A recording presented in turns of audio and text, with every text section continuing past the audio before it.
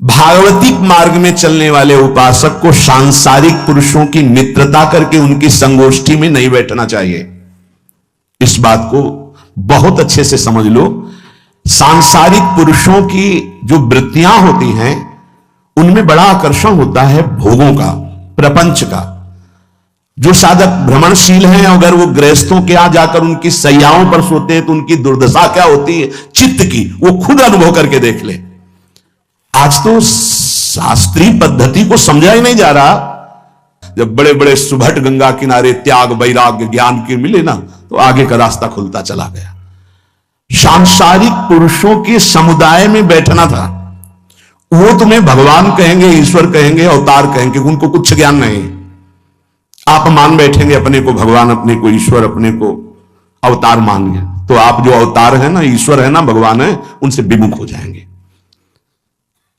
यहां जो भी अवतरित हुए हैं भगवत पार्षद, वो सदैव दैन्य ही रहे हैं। आप देख लीजिए, उच्च कोटि के महापुरुष चाहे जितनी ऊंचाई पर चढ़े हो, सदैव भगवान की ही स्थापना की है। भगवान के नाम की, रूप की, लीला की, धाम की, भगवत महिमा की स्थापना की है, अपनी नहीं, अपने पार्थिव शरीर की नहीं। ध्यान रखना, जितने महापुरुष प्रकट हुए भगवान की स्थापना की। अगर हम संसारिक पुरुषों का संग करेंगे तो कई तरह से हानि हो जाएगी। सत्संग हो रहा है, बस इसमें जो चाहो बैठ जाओ। हमारा पर्सनल एकांतिक केवल गुरुदेव से संबंध है और उनके द्वारा बताई हुई उपासना में हमारा समय व्यतीत होना चाहिए। कोई हमारा मित्र नहीं होना चाहिए, अलग से संगोष्ठी नहीं होनी चाहिए विषयी पुरुष की, सांसारिक पुरुष की। तीसरा,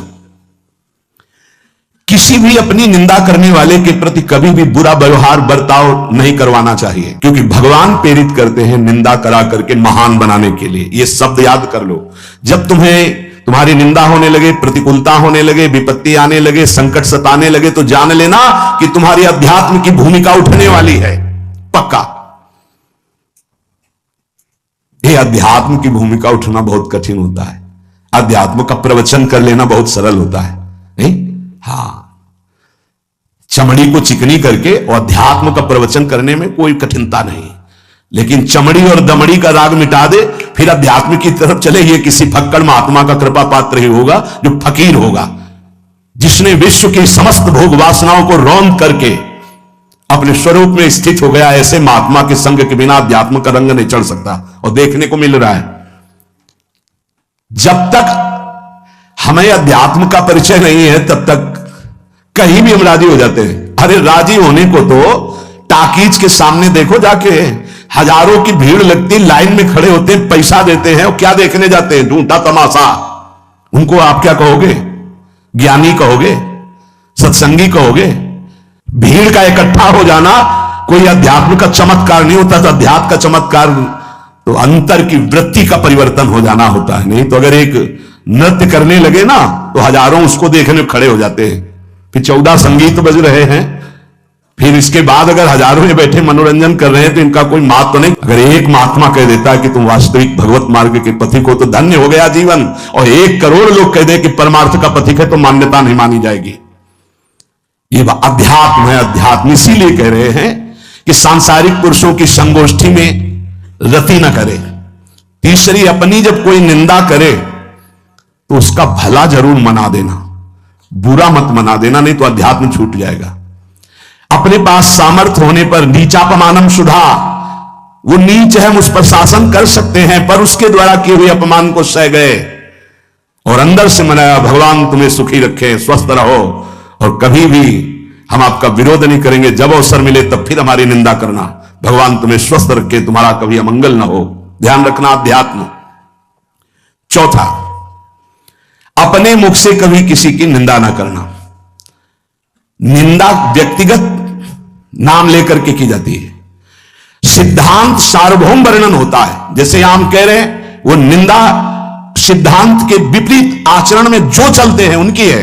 कौन है? नाम नहीं है, रूप नहीं है। सिद्धांत में चलना एक ये मार्ग है, सिद्धांत से बिलक चलना है पाखंड है। पाखंड और दंभ की निंदा होती है, और सत्य की कोई निंदा करे तो वो प्रकाशित होता है।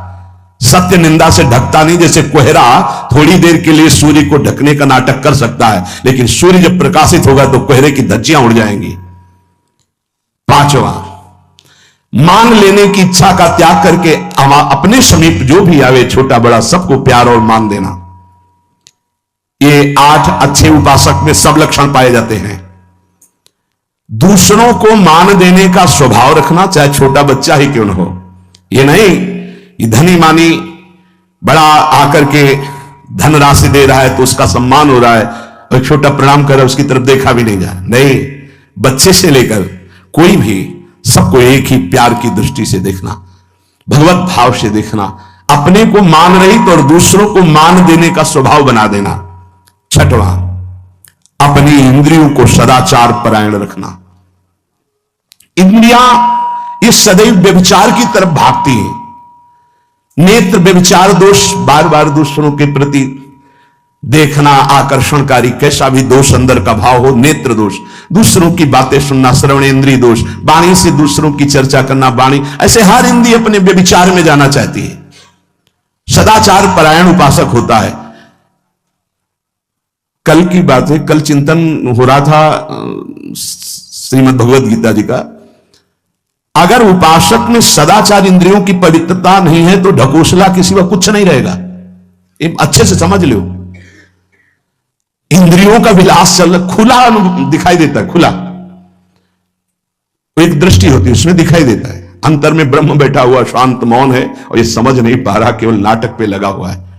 अपना मन, अपनी इंद्रियां यदि संयम में नहीं है, सदाचार में नहीं है तो ढकोसला ही है, आडंबर ही है, नाटक ही है। पक्का समझ लीजिए। अगर वो संयम ही नहीं है, जितेंद्रिय नहीं है, मनोनिग्रह नहीं, तो अध्यात्म क्या है? क्या प्रवचन हो रहा है? किस बात का प्रवचन हो रहा है? जो अनुभव हुआ उसका हो रहा है, शास्त्र सम्मत हो रहा है। जितेंद्रियता नहीं, इंद्रिय निग्रह नहीं, मनोनिग्रह नहीं। छठवां, सदाचार परायण, अर्थात इंद्रिय और मन शास्त्राज्ञा के अनुसार चले। जिसका इंद्रिय मनोनिग्रह युक्त समय व्यतीत होता है भगवत चिंतन में, वो महापुरुष है, अभी वर्तमान में ही है। चिंता मत करो, स्थिति जागृत होने में देर नहीं। बंद रखो अपनी खिड़कियों को, कहीं माया की हवा ना घुस जाए। सच्ची सच्ची तुमने बहुत सामर्थ्य, जागो। अगर झुक गए तो रौंद दिए जाओगे। एक एक बात अच्छे से समझ लो। मुस्कुरा के, प्रेम व्यवहार दिखा के, अपनापन करके फिर तुमको अधीन किया जाएगा। माया भगवती बहुत बलवती है, ऐसे करके फिर ऐसे प्रहार करती है, क्योंकि साधक बहुत प्रवीण है। ऐसे में अपने को बचा लेगा, लेकिन ऐसे में बचाना बहुत कठिन होता है। हमारी बात को समझ लेना, ऐसे में बचाना बहुत कठिन होता है, बहुत कठिन होता है। समर्पण का मिश, सेवा का मिश, अपनापन का मिश। हमारी इंद्री, हमारा मन बहुत धोखेबाज है, हमें कोई धोखा नहीं दे सकता। ये हमारा मन, हमारी इंद्रियां हमको धोखा देती है। साधु, साधक, परमार्थ पथिक, भक्त इस बात से परम सावधान। सदाचार और सरलता, संयम के साथ हमारा समय व्यतीत होना चाहिए। किसी के गवाही की जरूरत नहीं है, किसी के प्रमाण की जरूरत नहीं। आप खुद अपने हृदय की भूमिका को नाप लीजिएगा, कितनी ऊंचाई पर चढ़ रहे हो आपको खुद अनुभव में समझ में आ जाएगा। जो इंद्रियों का गुलाम, मन के द्वारा भ्रष्ट आचरण करने वाला है, कुछ भी हो, कोई भी हो, कहीं भी हो, दुर्गति शब्द से ही संबंध है। जीते जी दुर्गति, फिर फांसी ऐसी लगे तेषम दुख न हो। सच्ची मानना, जब गलत हो जाता है आचरण तो अपना मन अपने को कहता है नष्ट कर दो, ये जीवन किस काम का। होश में हमारे शब्दों को ध्यान से सुनना। जब इतना गलत हो जाता है तो अपना चेहरा अपने को पसंद नहीं आता और अपना जीवन अपने को पसंद नहीं आता, और अपने अंदर से मन कहने लगता है नष्ट कर दो इस शरीर को। फिर वो जो आगे की लीलाएं होती है, अच्छा ऐसा हुआ, फांसी लगा ली, जहर खा लिया, ये कर लिया, वो कर लिया। वो इन्हीं इंद्रिय और मन की फिसलन को नहीं सह पाया। अच्छा, किसी महापुरुष का शासन नहीं था, नहीं, उस चूक में भी बचत हो जाती है। एक बहुत बड़े महापुरुष के समीप रहने वाले से चूक हो गई, तो उन्होंने अपने आसन के पास आसन लगवाया। सब साधकों ने कहा कि बहुत बदनामी होगी, क्योंकि आपका नाम आगे है और वो आपके आश्रित है, ऐसा है किसी महापुरुष के। उन्होंने कहा तुम क्या समझते हो, ये भाया है, चूक हो गई, अब इसको कभी चूक नहीं होगी, ऐसा बना देंगे, कभी त्रुटि नहीं होगी, इसको ऐसा बना देंगे। और वो फिर ब्रह्मावर्त बिठूर में रहे, और बहुत अच्छे महात्मा हैं, अब भी हैं। अगर संत का शासन है और आपसे चूक भी हो जाती है तो ऐसा बना देंगे कि दोबारा चूक नहीं होगी, पर इंद्रिय और मन को छूट देकर मनमानी आचरण करने वाला कभी साधक नहीं हो सकता, पक्का। और आप सच्ची मानना, आपकी एक बार इंद्रिय मन छूट हो गई तो जिंदगी भर दबे रहोगे, दहाड़ने लायक नहीं रहोगे। माया तुम्हारे को सदैव कोसती रहेगी, तुम्हारा हृदय जलता रहेगा। ऐसा कैसे हो गया, ऐसा कैसे हो गया। जब ऊंचाई की तरफ सोचोगे तो सामने वो अगर प्रायश्चित करके मिटा दिया है तो बात है, नहीं तो कर्म सामने आ जाएगा। लगेगा नहीं, हम इस ऊंचाई लायक नहीं, नहीं हम इस ऊंचाई लायक। आपसे प्रार्थना कर रहे, अगर चूक हो गई हो तो उसको मिटा दो, नहीं आगे बढ़ने में बाधा पहुंचा देगा। अपने गुरुजनों से सलाह करके उसका प्रायश्चित कर लेना चाहिए। अगर गुरुजन कर दे जाओ कुछ नहीं तो कुछ नहीं, खत्म खेल, वो निपटा देंगे, वो करुणामय है, उनमें बड़ी सामर्थ्य है। पर छठवां सूत्र, सदाचार संयम जितेंद्रियता मनोनिग्रह साधक में होना ही चाहिए। जो साधक एकांत में मनोरंजन करके अपने जीवन को नष्ट कर रहे हैं, अच्छा होता गृहस्थ धर्म में रहते, बाल बच्चे पैदा करके मेहनत करके धर्म पूर्वक कमाते और समाज की सेवा करते। यदि अखंड ब्रह्मचारी वैराग्य मार्ग के पथिक हो तो चूक ना होने पावे प्रार्थना करते हैं। इंद्रियों को शिथिल ना होने देना, मन को शिथिल मत होने देना, नहीं तो ऐसा बंधन ये बांध देते हैं कि बड़े बड़ों को सर झुकाकर चलना पड़ता है। रौंद देती है माया, ध्यान रखना, सर उठाने लायक नहीं रह जाता। अगर इंद्रिय जन्य भोगों का आकर्षण नष्ट कर दे तो अपना मन अपने को जलाता रहता, धिक्कार देता रहता। कैसे हो गया ऐसे, तो कैसे हो गया। कीन हो इसका बहु अभिमाना, शोक हो वंचा कृपा निधाना। कहीं अभिमान हो गया कि मैं ब्रह्मचारी हूं, मैं जितेंद्री हूं, मैं मनोनिग्रही हूं, तो ठाकुर जी ने दाना फेंक दिया, देख भला मनोनिग्रही है तो मत सुन। लेकिन कृपा पात्र साधक पुनः अपने आप को सावधान करके सदाचार में ही स्थित रहे। आज सदाचार को समझा ही नहीं जा रहा कि सदाचार है क्या।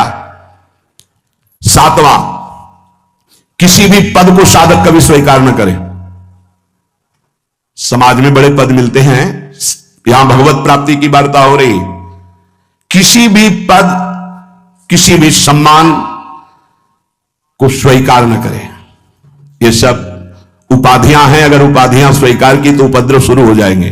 कोई उपाधि स्वीकार न करो तो इतने महान बन जाओगे कि पूरे विश्व में तुम ही होगे। ये भी बात याद कर लो, कोई भी छोटी मोटी उपाधि स्वीकार की तो उस महान को नहीं प्राप्त कर पाओगे। विश्व में तुम ही होगे, या तो ज्ञान में तो एक तुमसे बड़ा कोई है नहीं, और अगर भक्ति में तो तुमसे छोटा कोई नहीं, तो विश्व में तुम ही तो हुई है ना। सब बड़े और आप छोटे, विश्व में आप प्रणादपि सुनीचेन, और ज्ञान तो हम ब्रह्मास्मि, सबको समेट लिया अपने में, एक के सिवा दूसरा कोई नहीं। यह है उपाधि रहित महापुरुष की स्थिति। कोई उपाधि स्वीकार न। अनंत ब्रह्मांडों का महारत्न इंद्र नीलमणि, जहां जहां भक्त मेरा चरण रखे वहां वहां रखो हाथ, पीछे पीछे मैं फिरूं कभी न छाड़ू साथ। इससे बड़ा कोई पद होगा। निरपेक्षम मुनिम शांतम निर्वैरम समदर्शनम अनुब्रजाम्य हम नित्यम पूरे अत्यंगुरेणु भी। जिसकी चरण रज लेने के लिए परब्रह्म परमात्मा पीछे डोलता है, वो है ये पद। जब कोई पद नहीं स्वीकार करता तो ये पद प्राप्त होता है। इसलिए सातवां, किसी भी उपाधि को, पद को साधक कभी स्वीकार न करे। आप यहां के अमुक बन करके अमुक नहीं, सेवाएं सब हैं पर सेवक हूं, कोई पद नहीं। देख लो बड़े बड़े महापुरुषों को। पूज्यपाद उड़िया बाबा जी ने जब देखा तो दंड का विसर्जन कर दिया कि पद की तरफ एक घसीट रहा है। गंगा जी में महाप्रभु चैतन्य देव ने गंगा जी में जो हमारे परम पद के बीच में आएगा वो सबका प्रवाहित कर देना ही उचित है। बहुत समझना, पूरे जीवन भर याद रखना, यह अध्यात्म है। अध्यात्म कभी कोई भी उपाधि स्वीकार ना करे, वो बहुत जल्दी उपाधियां